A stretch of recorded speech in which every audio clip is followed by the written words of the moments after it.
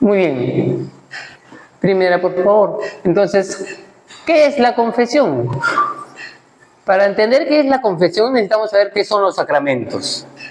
Los sacramentos son signos eficaces y sensibles que nos ayudan a cumplir la voluntad de Dios. ¿Sí? ¿Por qué eficaces? Porque ni bien se otorgan, causan en nosotros un efecto, ¿no? Nos dan la gracia santificante, que es lo que nos ayuda a luchar contra el mal. Y sensibles porque los percibimos, ¿no?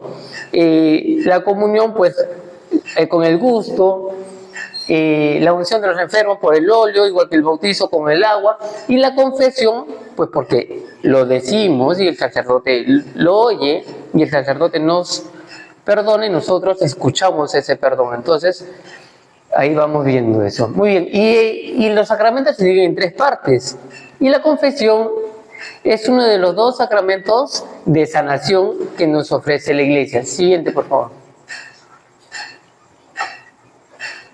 Entonces, ¿qué es la confesión? Es uno de los 2 sacramentos de sanación y nos ayuda a limpiar nuestra alma del pecado y fue instituido por Cristo. ¿Dónde lo vemos eso?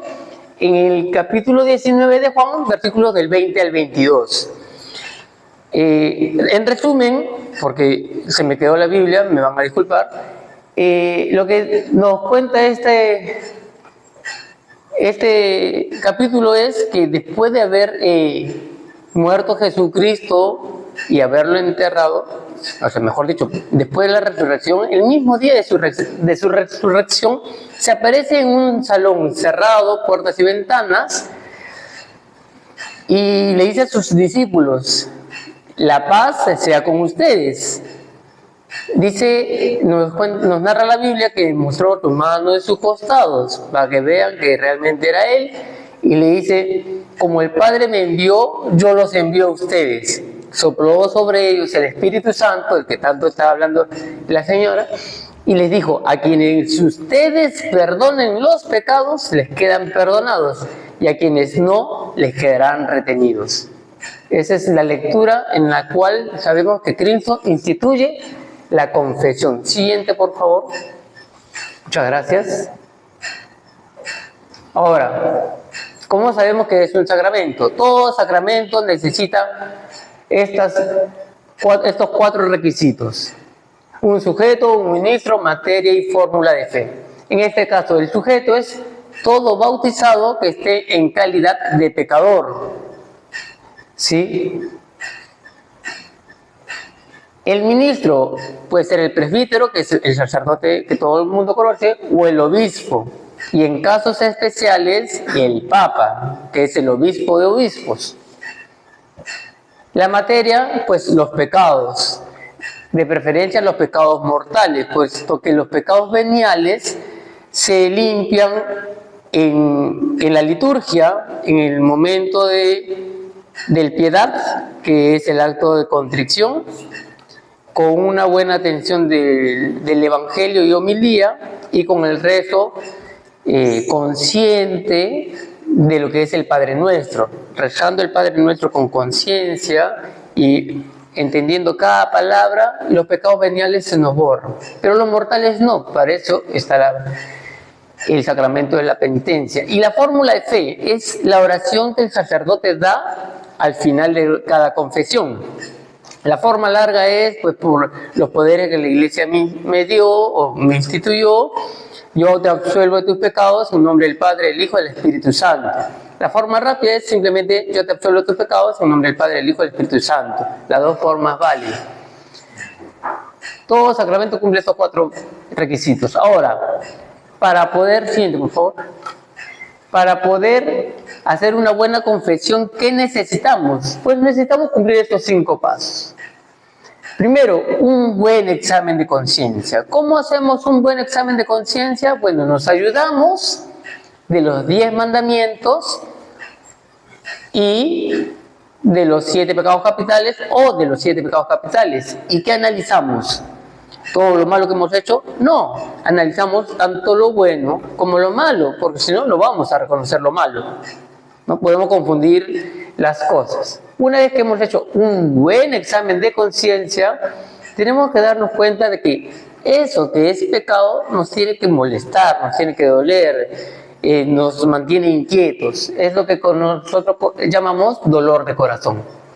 El propósito de la enmienda es aquello que nosotros nos proponemos a nosotros mismos, con ayuda de Dios, en nombre de su Hijo Jesucristo, en no volver a caer en aquel pecado que más nos molesta, pero reconociéndonos imperfectos, reconociéndonos pecadores, que podemos volver a caer, y que si eso sucediera, buscaríamos la confesión rápidamente. La confesión de los pecados, su mismo nombre lo dice, ir al sacerdote y confesar los pecados. ¿Qué pasará si me olvido de un pecado? Pues no pasa nada, porque en la absolución que el sacerdote da, se borran todos los pecados dichos y los olvidados, mas no los que me callo por vergüenza. Si yo me callase de un pecado por vergüenza delante del sacerdote, esa confesión queda sin sentido, o sea, no se absuelven los pecados, es más, se ingiere en un pecado superior. Y cumplir la penitencia, que es muy importante. Aquí quiero hacer una pausa en lo que es cumplir la penitencia. Las penitencias que normalmente se nos pueden dar en la confesión no siempre van a ser rezos u oraciones. Muchas veces pueden ser actos que nos ayuden a mejorar nuestra forma de ser, ¿no? Por ejemplo, si yo dentro de mi confesión confieso que soy un poco haragán, tal vez el Padre me diga, bueno, entonces empieza poco a poco a hacer algo en tu casa. Empieza tendiendo tu cama, la semana siguiente lava los platos, barre la casa, y poco a poco vas luchando contra tu pecado de la ociosidad. Ahora, un testimonio de otra penitencia que no es rezo ni oración es que, por ejemplo, que nos contó un sacerdote, obviamente no nos dijo quién era el penitente, ¿no? Porque ella estaría incurriendo en un pecado más grave, el padre. Pero nos contó de que una vez una persona X se acercó al confesionario y dijo: Padre, vengo a confesar, entre otras cosas, de que pues ya no amo a mi esposa y pienso separarme de ella porque estoy saliendo con otra persona. Y el padre le dijo: ya, está bien, le dice, no hay problema, pero vas a cumplir tu penitencia, la penitencia que te voy a dar. Ya, le dijo, ¿cuál es? Antes de separarte de tu esposa y decirle lo que estás haciendo, vete un fin de semana de viaje con ella, ustedes dos solos, como una segunda luna de miel. Y cuando vuelvan, ves si le dices o no que la vas a dejar. Y cuando volvió del viaje, el señor fue a buscar al padre y le dijo: Padre, ya entendí la penitencia. Al principio no sabía por qué me la había dado, pero ya entendí cuál es la penitencia. En este viaje, que fue con una segunda luna de miel, me di cuenta de que yo había descuidado a mi esposa y que en este viaje, en esta segunda luna de miel, pudimos retomar el amor que sentíamos desde que nos casamos. Y es más, a la mujer con la que estaba saliendo ya le dije que no, que con ella ya no pueden ser las cosas porque de verdad amo a mi esposa, ¿no? Entonces se nota que la penitencia tiene un valor bien grande dentro de la confesión y es importante cumplirla. Ahora, ¿qué sucede si tu penitencia es como me ha sucedido a mí a veces, ¿no? Me dicen, de penitencia te mando el Salmo 50, y chale, por Dios, que yo del Salmo 50 me sé un fragmento, no me sé todo el Salmo. ¿Qué hago? No he traído mi Biblia. No hay problema, siempre y cuando la cumplas. Sí, o sea, no es necesario cumplir la penitencia saliendo del confesionario, porque en el momento tal vez no puedes. Si tienes, en este caso, que me mandaron el Salmo 50, si tuviese mi celular bueno, o tuviese mi Biblia, hubiese buscado el Salmo 50 y lo hubiese cumplido. ¿Qué hice? Bueno, llegué a mi casa, siempre tengo una Biblia al lado de mi cama. Justo me iba a dormir y dije, el Salmo, cogí mi Biblia, leí el Salmo 50 y después me fui a acostar. y cumplí pues la penitencia. Siguiente, por favor. ¿Por qué debemos confesarnos? Como pueden ver, las diapositivas terminan ahí, pero ahí no termina la charla, por si acaso. ¿Por qué debemos confesarnos? He puesto como introducción esta pequeña frase que dice, pues porque Jesús al instituir la penitencia sabía que somos imperfectos y necesitamos su gracia, ya que nos ayuda a luchar contra los pecados. Y ahí empiezo. Cuando nacemos con algo llamado concupiscencia. ¿Qué es la concupiscencia? Es esa inclinación que todos tenemos hacia el mal, que nos lleva a pecar. Y si no fuera por la confesión, pues todos estaríamos directos al infierno, pues porque la concupiscencia siempre va a estar ahí. No es la tentación. La tentación es otra cosa, muy distinta. La concupiscencia es como cuando estoy a dieta y sé que en mi casa el resto no está a dieta y se compran una torta de chocolate. Y yo no quiero comer torta de chocolate porque estoy a dieta. Tengo que bajar, tengo que evitar los dulces y me dejan la torta de chocolate en el centro de la mesa. Entonces la concupiscencia es cuando voy por ahí, le meto un cucharón, me lo como, para que nadie se dé cuenta.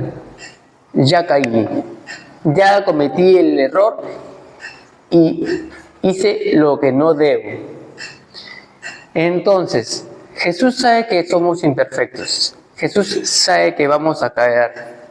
Y nos dejó este sacramento justamente para poder ayudarnos a que cada que resbalemos podamos levantarnos. ¿Sí? Ahora, el perdón, después del sacrificio de Jesús, el perdón es una de las muestras de amor más grandes que Dios nos da como ejemplo. ¿Sí? Nos narra la Biblia que después de que Pedro niega a Jesús y canta el gallo, Pedro se sentía horrible, tanto así que se puso a llorar, ¿no? Ahí tenemos el dolor de corazón. Y dice la Biblia que sus miradas se cruzaron, la mirada de Pedro y la mirada de Jesús se encontraron, y que Pedro vio en la mirada de Jesús una mirada de amor y de perdón. Y es por eso que Pedro entendió que Jesús, aún después de haberlo negado, Jesús lo perdonaba. Y por eso siguió su camino de santidad y llegó a convertirse en el primer papa. Ahora, ¿qué sucede con el otro lado, que es Judas Iscariote?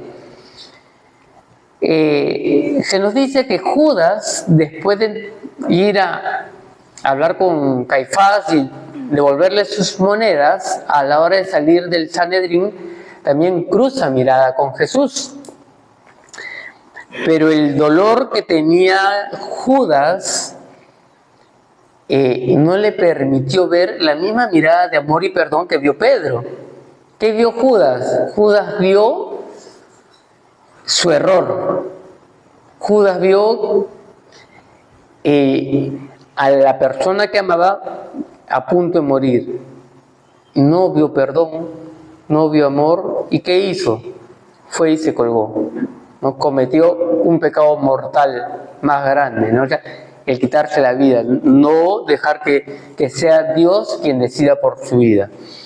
Y es por eso que ahora no tenemos un San Judas Iscariote, porque tal vez Jesús lo hubiera perdonado y hubiese sido un santo más dentro del común de los santos. Ahora, volviendo al tema, el perdón es muestra grande de amor de Dios y que el mismo Jesús nos da. Sabemos también por la Biblia que una de las primeras palabras de Jesús en la cruz es: Padre, perdónalos porque no saben lo que hacen. En ese momento Jesús perdonó a aquellos que le estaban haciendo daño. Perdonó a los ladrones que fueron colgados con él. Y en su sacrificio nos perdonó a todos. Y en su inmensa misericordia, Dios nos otorga cada día este perdón. Y ahora, el amor, para que sea amor, tiene que ser correspondido. Como se dice en la calle, tiene que ser de ida y vuelta. Yo no puedo decirle a mi madre, yo te amo, si ella pues por mí no siente nada. O ella no me puede decir, hijo, yo te amo, y yo decirle, ¿sabes qué, mamá? No me molestes, e irme, porque ahí no le estoy demostrando amor a mi madre. Y lo mismo sucede entre cada uno de nosotros, con más fuerza es con Dios. El amor es de ida y vuelta, tiene que compartirse. Y al igual el perdón tenemos que pedirlo y a la vez tenemos que ofrecerlo. Y es lo que se nos da en la confesión. Y vamos a usar dos analogías para poder entender esto. La primera es del hijo pródigo, que lo encontramos en Lucas 15, del 18 al 24, que es el fragmento que voy a usar, si desean buscarlo después. Sabemos todos la historia del hijo pródigo, aquel hijo menor, que le dijo a su padre, ¿sabes qué, papá? Yo necesito la parte de mi herencia. ¿Qué significaba en los tiempos de Jesús pedir la parte de mi herencia? Es decir, ¿sabes qué, papá? Para mí yo prefiero que estés muerto porque más me importa tu dinero que tú. Y el padre, con dolor, le dio su parte de la herencia y el hijo la malgastó, como todo el mundo conoce la historia. Pero la mayoría se centra en el hijo pródigo, el hijo que reconoce su dolor y sale en busca. Pero muy pocos se centran en el Padre misericordioso. Pero ahora vamos a ver los dos. ¿Dónde empieza el versículo 18? Cuando el hijo dice, volveré a mi casa y le diré a mi padre que me tenga como un sirviente suyo. He pecado contra Dios y contra ti, no merezco llamarme hijo tuyo, tenme como un sirviente. Reconoce su error, reconoce su dolor y se pone en camino. ¿Y qué sucede? El padre, que viéndolo desde un punto de vista muy terrenal, podría haberle dicho, ¿sabes qué? Ya te llevaste mi plata y ahora quieres más plata mía. No, yo no tengo por qué recibirte, vete. Pero no, todo lo contrario. ¿Qué hizo el padre? El padre lo estaba esperando. Nos dice la parábola que el padre estaba sentado en las puertas de su casa esperando siempre a su hijo. Y ni bien lo vio de lejos, lo reconoció y corrió hacia él, salió a su encuentro.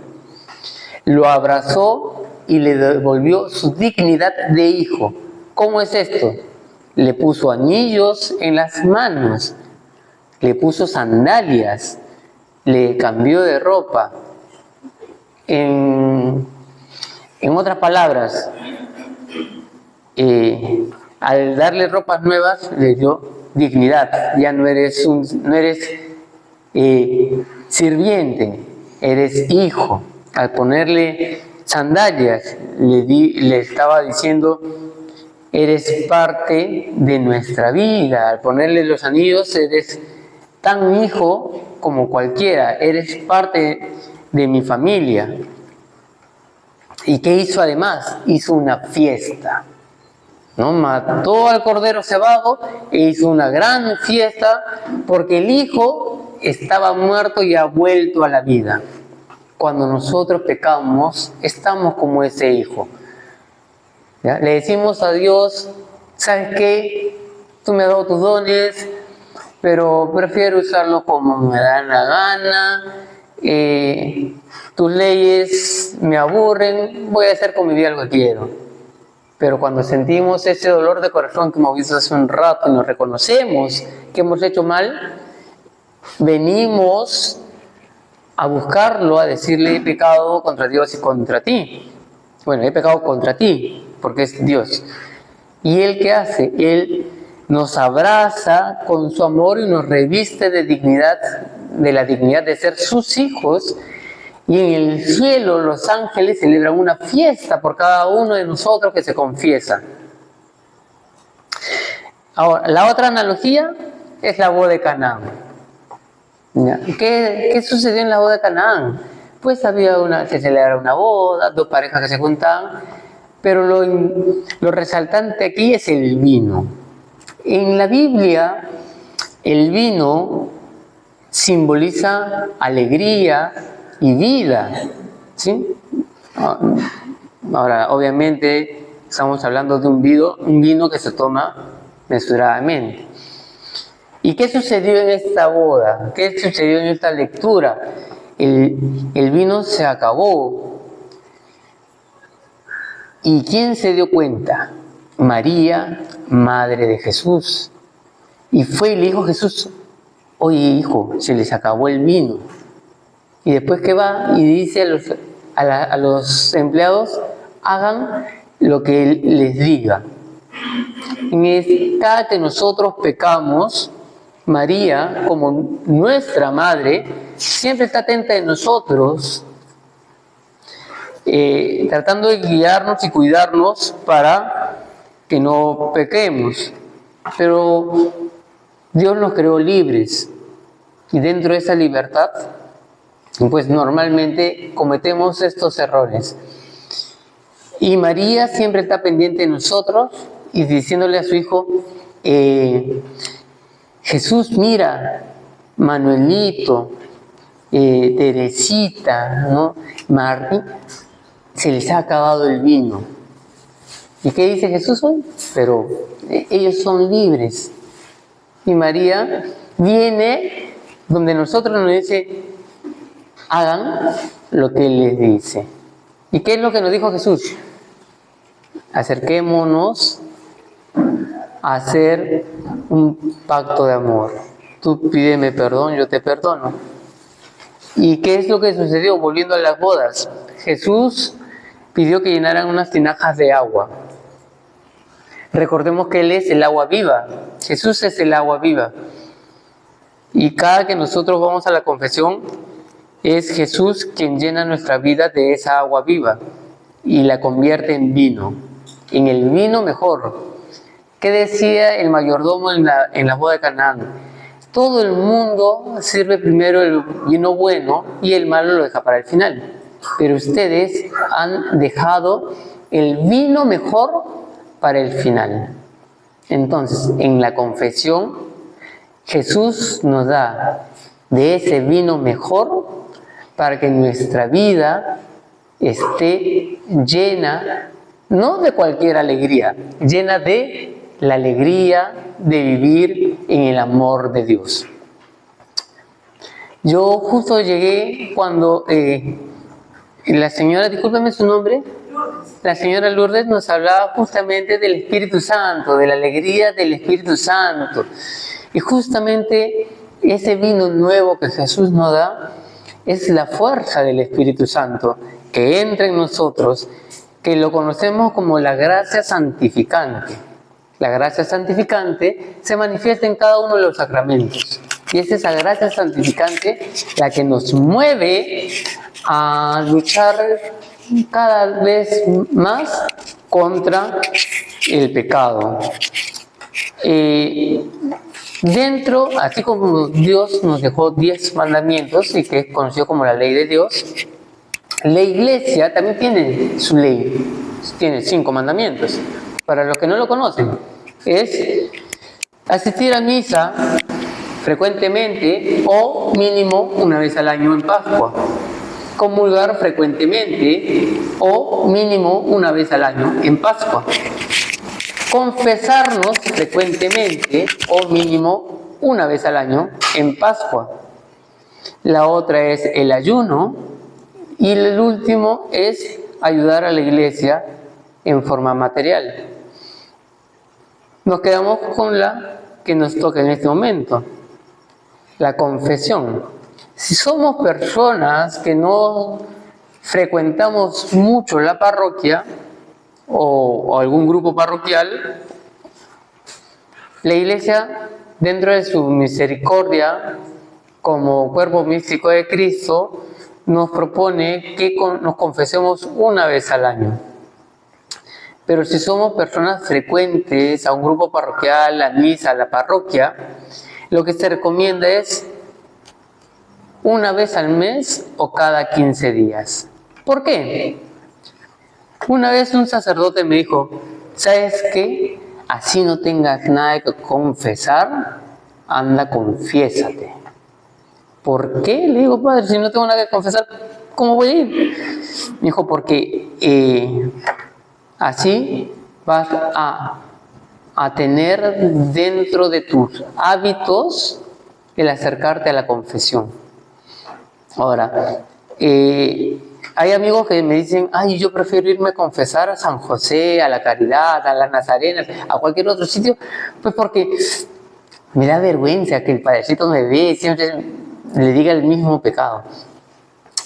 Y yo le digo, pero es mejor así, porque mientras más vergüenza tengas, más dolor te va a dar en el corazón y tu confesión va a tener una mejor intención que buscar a un sacerdote que no te conoce, que te va a dar una absolución, a veces, como decimos, pasagüita por agua tibia, y tú te vas a sentir bien porque pues tu vergüenza no fue tan grande como cuando te la hizo el Padre con el que te confiesas frecuentemente.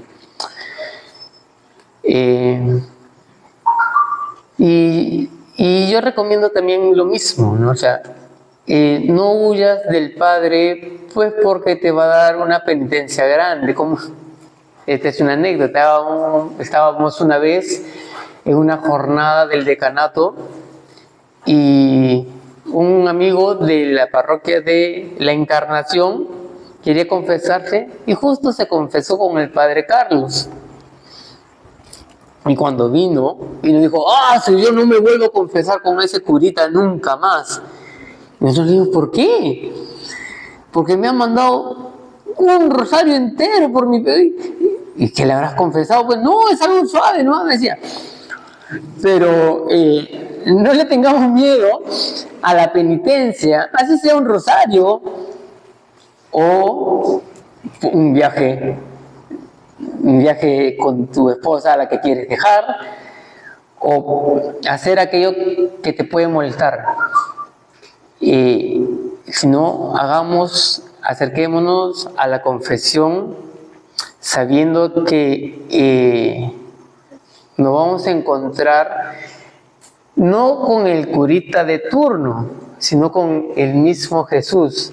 Aquí yo quería poner una imagen que por el tiempo y la prisa, la verdad, ya no lo podía cambiar, pero yo creo que la mayoría ha visto la película de La Pasión de Cristo, la de Mel Gibson. Todo el mundo sabe quién es Jim Caviezel y cómo se manifestó en esa película, ¿no? Así todo ensangrentado, hinchado y demás. En internet corre una imagen que fue captada, como se dice, tras bambalinas, en la que Mel Gibson le está dando algunas indicaciones a Jim Caviezel. Pero Jim Caviezel está en su personaje, pues, de Jesús, sentado en una banca. Disculpen un momento, ven Manuel, vas a servirme de modelo hoy día. Siéntate acá, con silla, pues papá, con silla, para que el público nos vea. Siéntate ahí. Mirando al público, por favor, mirando al... Ay, este muchacho muy tarde ya, no le dan las neuronas. Jim Caviezel está sentado así y Mel Gibson le está hablando cerca. Gracias. Y es como si Jim Caviezel, en su personaje Jesús, lo estuviese confesando. Y es una imagen bien impactante. La verdad no pude tenerla, como digo, por el tiempo, pero si pueden, búsquenla. Es una imagen que de solo verla uno podría entender la naturaleza propia de la confesión. Es el mismo Jesús. Muchas veces, o los hermanos separados, los protestantes siempre dicen, porque voy a confesarme con un pecador igual que yo, hasta peor que yo. Pues fácil, porque el que te confiesa es Jesús a través del sacerdote. Las palabras que oyes están con la voz del sacerdote, pero es Jesús quien nos habla a través del sacerdote. Entonces no tengamos miedo de confesarnos con un sacerdote, sea quien sea. Así le conozcas que es imperfecto. Pues ¿quién es perfecto en este mundo? Si buscas a alguien perfecto, bueno, espérate morirte, habla con Diosito y a ver si te confiesa, porque no creo que te vaya a confesar. Ahora, con esto termino, otra de las funciones de la confesión es limpiar nuestras almas para que cuando lleguemos al juicio final, nuestro tiempo en el purgatorio sea más corto. Estos días he estado leyendo un libro que habla sobre el purgatorio, y ahí dicen que el tiempo en el purgatorio es igual como acá. O sea, él pasa el mismo tiempo igual que acá. Si nuestra purificación va a durar 30 años, pues van a ser 30 años terrenales aguantando el fuego de la purificación. Si no queremos pasar mucho tiempo aguantando el fuego de la purificación, que no es que porque sea purificador sea suavecito, es un fuego que arde y quema. Y la única diferencia entre el fuego de la purificación y el fuego del infierno es que sabemos que va a llegar un momento en que se va a acabar, y cuando se acabe veremos directamente a Dios. Y ese amor que sentimos por Dios es lo que nos hace aguantar el fuego. Y en cambio en el infierno el fuego nunca se va a acabar. Así que estamos a punto de decidir, queremos arder eternamente sabiendo que hay un Dios que nos ama, y que aún así, sabiendo que nos ama, le tenemos cólera, o vivir en amor a Dios, a ese Dios que nos ama, buscando su gracia para poder estar cada vez más cerca a Él y poder ver su rostro. San Juan Bosco fue uno de los pocos santos que pudo ver el cielo, el infierno y el purgatorio. Y él siempre le recomendaba a sus jóvenes salesianos que la santidad consiste en estar siempre alegres, pero para alcanzar esa alegría pues debemos asistir asiduamente a la confesión, porque sin Dios la vida es nada, ¿no? O sea, nadie da de lo que no tiene, dice el dicho. Bueno, si nosotros queremos demostrar que somos católicos, cristianos, y eso se demuestra con amor, necesitamos del amor de Dios. Acerquémonos pues a la confesión para vivir con el vino mejor en nuestras vidas. Muchas gracias.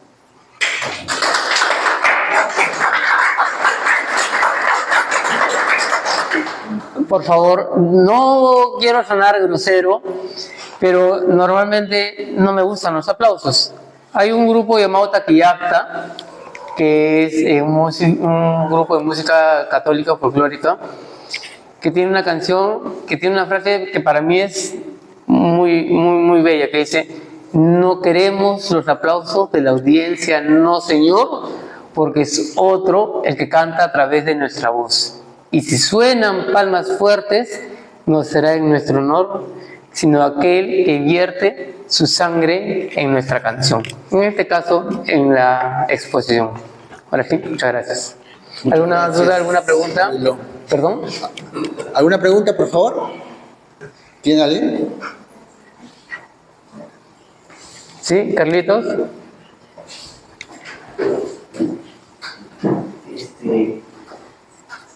Yo tengo entendido que todo pecado trae consigo el Padre del pecado mediante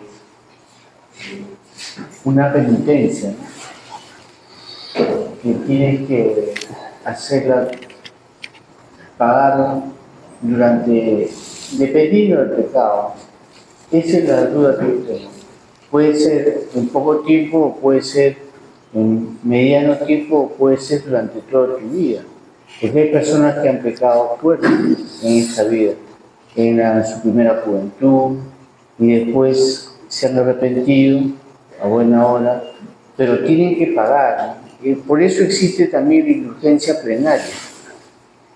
Ya, a ver, Quisiera que nos hablara sobre lo que te he preguntado. a ver, todo pecado, bueno, vamos a hacer un mini tema del pecado. ¿Sí? ¿Qué es el pecado? Es, en corto, es darle la espalda a Dios. ¿Sí? Es ir contra la ley de Dios. El pecado se divide en dos tipos, pecado venial y pecado mortal. ¿Cómo reconozco que es pecado venial? Pues porque lo hago sin conciencia, o sea, lo hago deliberadamente y sin tratar de dañar a nadie. ¿Ya? Me explico.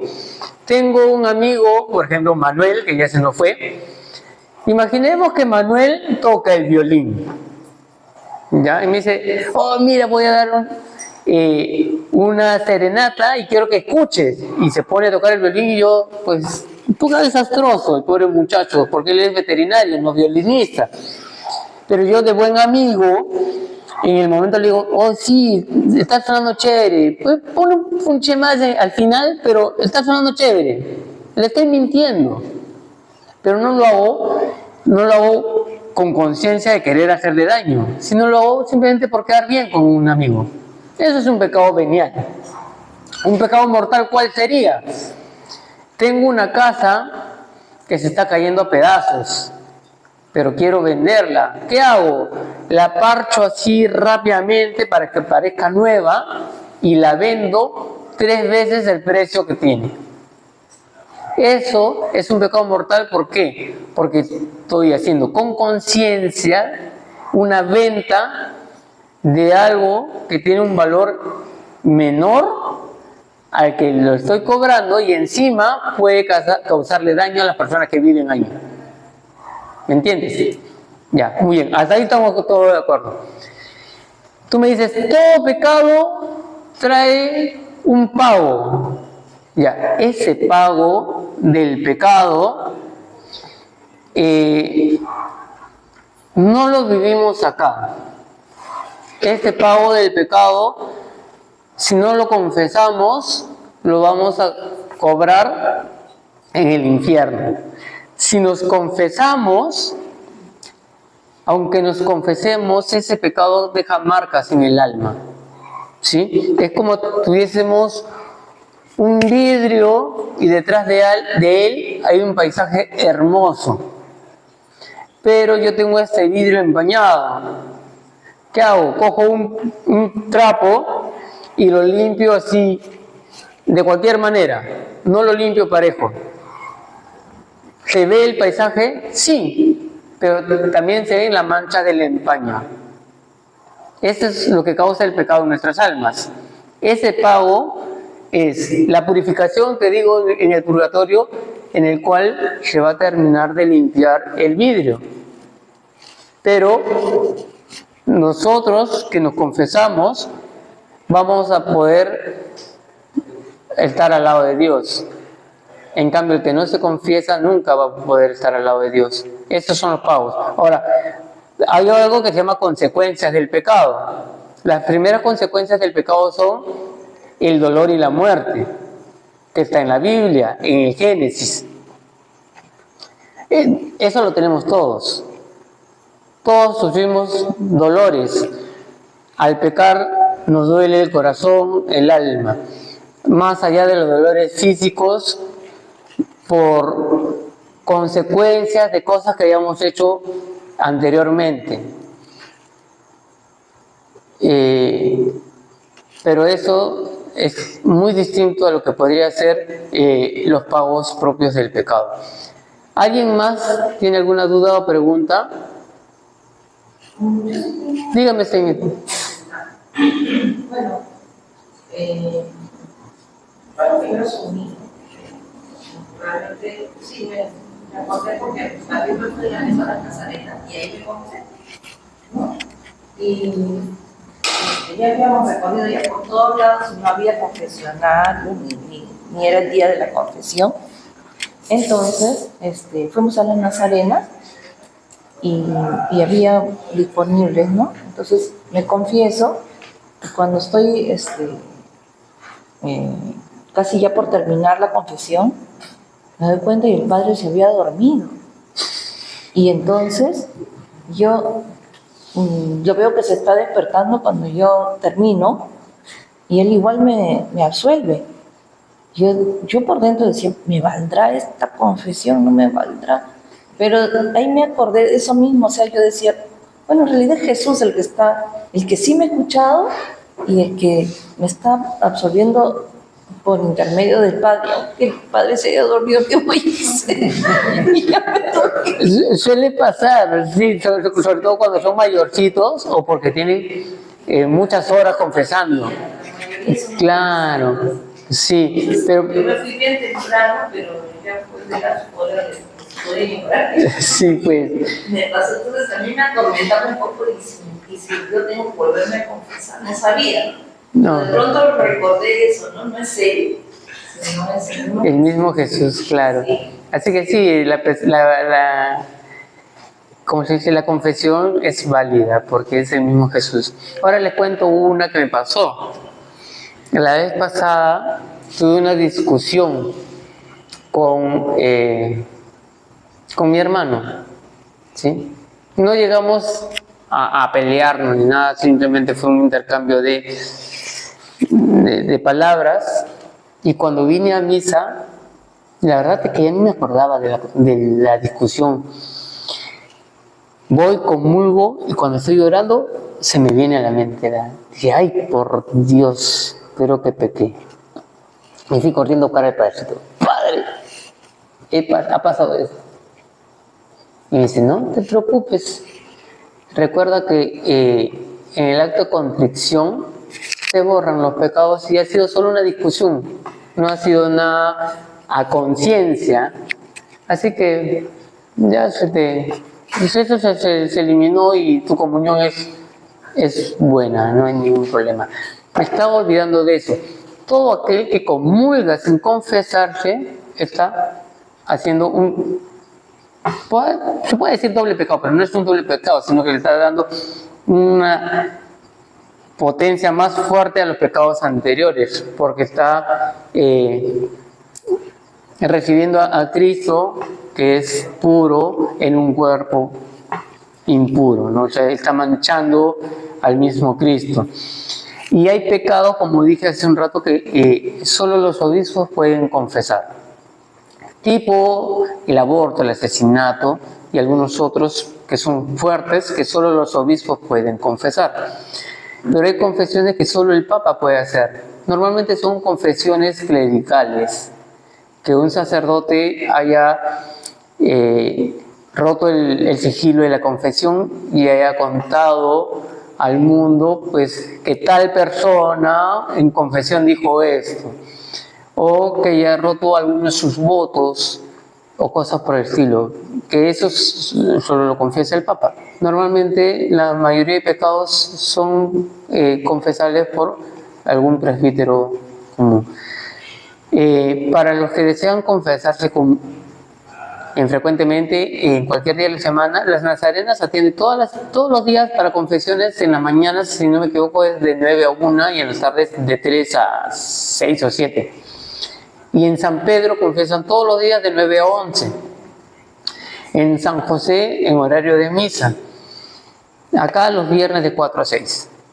Y en la Encarnación, creo que todos los días a las 6 de la tarde, por si acaso.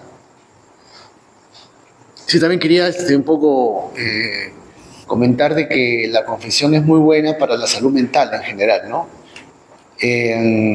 La persona que se confiesa regularmente y que trata de preocuparse por su espíritu, padece mucho menos veces de depresión o de ansiedad misma, ¿no? Eso por un lado. También de otro lado, confesarse regularmente termina por erradicar los vicios o las tendencias negativas que tenemos, ¿no? La ira, por ejemplo, el egoísmo, la lujuria, los pecados capitales, ¿no? O sea, es bueno la confesión regular. Eso quería decir, gracias. Muchas gracias, Valver. ¿Alguien más tiene alguna duda o pregunta? Dígame, hermano. Un ratito ahí le dan el micrófono. ¿Y qué pasa con las personas que se confiesan y no comulgan? En el caso de las personas que son divorciadas. Bueno, si es matrimonio religioso y están separados, no divorciados. El divorcio es para el matrimonio civil. Para el matrimonio religioso son separados, pero mientras esa separación no sea legalizada por la iglesia, pues mientras no tengan cada uno otra persona con la que conviven, pues no hay ningún problema. El problema es si es que conviven con otras personas, porque están rompiendo ¿cómo se llama? El propósito mismo del matrimonio, ¿no? Que tienen que vivir para los dos mismos. Si están separados y no comulgan es porque están viviendo en convivencia con otras personas y algún sacerdote les ha dicho de que no pueden comulgar, o son de un matrimonio civil y les falta el religioso. Si es un matrimonio civil y les falta el religioso, están viviendo como convivientes. Para la iglesia esto se llama el pecado de, ayúdame, ¿Adulterio? Adulterio. Por consiguiente, como están viviendo en adulterio, no pueden comulgar y la confesión no va a ser efectiva porque van a volver a su casa y van a seguir viviendo en adulterio. ¿Qué es lo que tienen que hacer? Es, primero, separarse. Si les falta la confirmación, confirmarse y de ahí casarse. Y si están confirmados, pues buscar casarse, regularizar su matrimonio religioso prontamente para poder confesarse y poder comulgar y ser parte de la iglesia nuevamente. Porque Muchos se pueden volver a casar. no, o sea, si es de matrimonio religioso, por eso, para que se vuelva a casar, la iglesia tiene que dar un documento de separación. Claro, si es viudo no hay ningún problema, porque la iglesia dice que es hasta que la muerte se separe, los separe. Pero si no están, ninguno de los dos está muerto, existen causales de separación o para anulación de matrimonio. Claro, existen causales para anulación de matrimonio, pero mientras esa anulación no se dé, no pueden volver a casarse. Tienen que regularizar su estado de casados, o sea, o vuelven a juntarse o buscan la anulación, que la anulación es difícil darla, para poder comulgar nuevamente, ¿no? O sea, las causas de anulación hasta donde sé son 3. Casado por obligación, ¿ya? Que el papá lo obligó al novio a casarse con la novia, pues porque tal vez la embarazó, qué sé yo. Casándote mintiendo. Tienes otra familia, pero has ocultado a la otra familia y igual te has casado. Y la tercera, si no me equivoco, es por peligro de vida o causas mentales, ¿no? Salud mental, que no, en la cual en el peligro de vida, pues tiene que verificar de que realmente uno de los dos cónyuges está maltratando al otro y que corre el riesgo de que se pueda morir. Por respeto a la vida, se anula ese matrimonio y se separan, cada uno hace su vida. En el caso del otro, que es por salud mental, obviamente el que está enfermo mentalmente no está consciente de lo que está haciendo. Tal vez se ha casado por casarse y no es consciente de lo que ha hecho. Entonces, esas son las causales de anulación. Si ninguna de esas se da, es difícil que te anulen tu matrimonio. Entonces, si mi esposa y yo nos aburrimos, por decirlo así, de los dos y nos hemos separado, primero, lo que yo recomiendo es buscar un sacerdote y ver el por qué es que el matrimonio no está funcionando. Normalmente se dice, porque yo no estoy casado, Se dice que es pues porque no es porque el amor se acabó, sino porque se han dejado llevar por la rutina, y esa rutina ha hecho entrar el pecado, que es lo que ha hecho que cada uno busque las cosas por su lado, ¿no? Entonces, lo que tienen que hacer es buscar la forma de que poder regular eso y ver si es que el matrimonio todavía se puede dar. ¿Cómo es que se puede dar? Que no haya ninguna de estas causales de anulación y seguir adelante. Y si se separan, bueno, vivir separados sin volver a convivir con nadie más. Porque bien dice la palabra, aquel que se separa de su esposa y se va con otra mujer, está viviendo en adulterio. Y lo mismo para la mujer, ¿no? Si deja a su esposo y se va a vivir con otro, está viviendo en adulterio. Manuel. Willow, una intervención pequeñita. Según yo tenía entendido, claro, tú, si estás casado por religioso, se separan y digamos, el varón se va a vivir con otra mujer a convivir, ¿no? Según yo tenía entendido, mientras vivan en la castidad, la persona puede confesar y puede comulgar. Digamos, está conviviendo o sea, está conviviendo, pero no está teniendo el acto de la intimidad. Eso es lo que yo tenía entendido. Mientras que vive en la castidad, puede, claro, puede confesarse y comulgar. Claro, la castidad espiritual.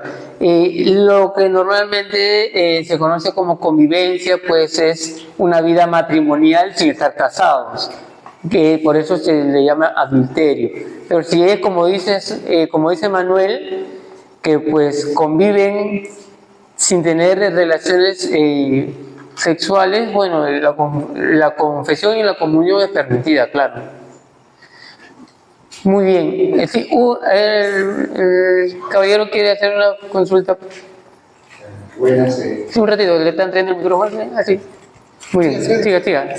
Bueno, según la Biblia, Sí. uno lee, dice, por decir, de una pareja de esposos, el esposo o esposa, ve que uno de ellos falla, peca, por decir, si la esposa falla, entonces el esposo dice que tiene la libertad de divorciarse, ¿no? Dice, no se les permitido, No, eso, hasta donde sé, eso era en el Antiguo Testamento, pero en el Nuevo Testamento le proponen algo parecido a Jesús, y Jesús dice que no, que esas son las leyes que el mismo hombre pone para justificar sus faltas, sus cosas. Pero ¿qué dice Dios en el Génesis? Que el hombre dejará a su padre y a su madre, se unirá a su mujer y los dos serán una sola carne y vivirán unidos, y que lo que Dios unió no lo separará el hombre. Entonces, si yo me caso con alguien, es para toda la vida. Es como le comentaba a un amigo la vez pasada, ¿no? O sea, me decía, ¿cómo sé si debo casarme o no? Yo no sé si después que me case voy a meter la pata. Yo le decía, bueno, porque el día que te cases, te vas a casar con alguien con quien tú sientas, creas y sepas que vas a crecer como persona. Alguien con quien no es perfecto, pero entre los dos van a crecer juntos. ¿Van a tener desavenencias? Sí. ¿Van a tener momentos de dificultad? Sí. Pero si están casados con Dios, su matrimonio ya no es de dos, es de tres. Ustedes dos y Dios, que los va a acompañar en su matrimonio. Así que cuando te cases por la iglesia, recuerda que Dios va a estar en tu casa y va a reinar en tu casa. Cuando tengas problemas en tu casa, no los dejes a la deriva ni se los cuentes a tus amigos. Cuéntaselos a Dios, que Dios te ayudará. Y ahí no hay separaciones. Muchas gracias. Tenemos el tiempo justo. Sí. Estamos con el tiempo, Carlitos, muchas gracias. Disculpen, sin aplausos. No, aplausos para Jesús. Aplausos para Jesús, que muchas gracias.